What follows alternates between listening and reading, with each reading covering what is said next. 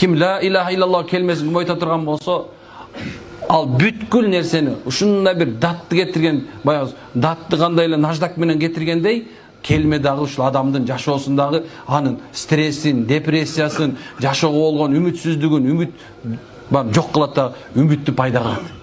La ilahe illallah ушуну отуруп эле жөн айта берген, колуңа теспең бар жок, la ilahe illallah, la ilahe illallah. Сени менен жашооңдун смыслы болуш керек болчу. Шайтан жаман көрөт la ilahe illallah айттырышты. La ilahe illallah айттырышты жаман көрөт.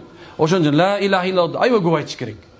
La ilahe illallah ушунча көп айткыла, жиндидей болду. Дайыма оозуңда кыбырап тургандай болсун. Кыбырап тургандай болсун. Шайтан анын заменасын кылып койгон. Музыка деген нерсени киргизип койдагы, эмнеге ошол адамдар азыр ошол музыка менен гана алектенип калган. Ошол нерсе менен гана жашап, ошол нерсени угуу менен гана аны рахат алып калган. Машинеде музыка, жашоосунда музыка, үйүндө музыка,